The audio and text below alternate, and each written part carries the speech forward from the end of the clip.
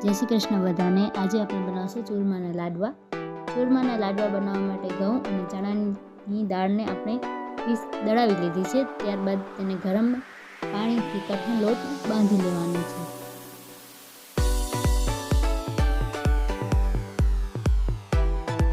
ત્યારબાદ તેના આવી રીતે મુઠિયા બનાવીને ઘી અથવા તેલમાં તળી લેવાના છે। ત્યારબાદ આપણે લાડવામાં નાખવા માટે ગુંદને ઘીમાં તરી લીધું છે। આવી રીતે એને તરીને કાઢી લેવાનું છે। ત્યારબાદ ટોપરાને પણ આપણે શેકી લીધું છે। ત્યારબાદ જે આપણે મુઠિયાને તર્યા હતા એને વાળા મિક્સરમાં પીસી લેવાના છે। આવી રીતે ઝીણું એને પીસવાનું રહેશે।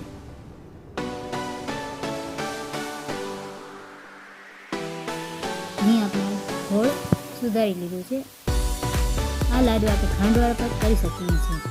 ત્યારબાદ એક કઢાઈમાં ઘી ગરમ કરી તેમાં ગોળ નાખી દેવાનું છે।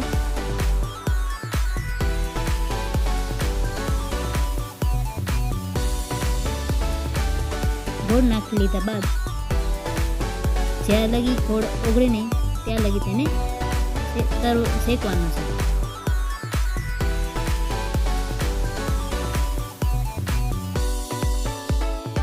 ગોળને ઓગાળી લેવાનું છે એકદમ।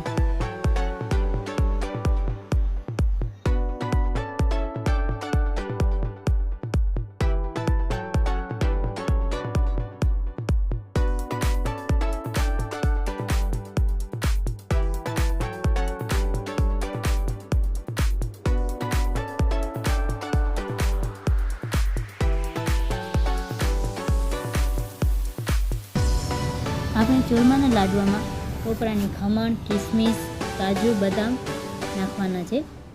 ત્યારબાદ ચૂરમામાં જે ઓગાળેલ ગોળ હતું તે નાખી દીધું છે।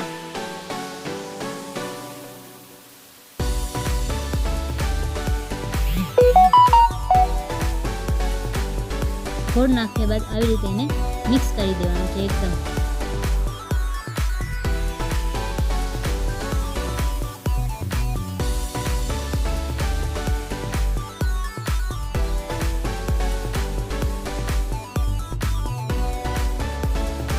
ત્યારબાદ ચૂરમામાં ગુંદ નાખીને આવી રીતે હલાવી લેવાનું છે।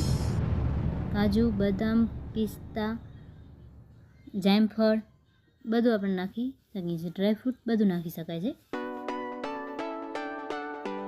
ત્યારબાદ એને સરખી રીતે મિક્સ કરી દેવાનું છે।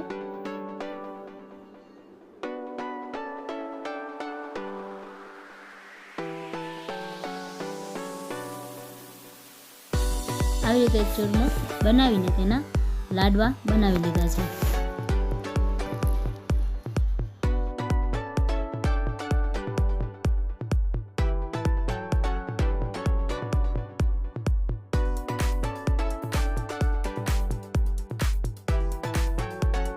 આપણે લાડવાને આવી રીતે પણ બનાવી શકીએ છીએ। અલગ અલગ શેપમાં આપણે બનાવી શકીએ છીએ। તો તૈયાર છે આપણા ચૂરમાના લાડવા।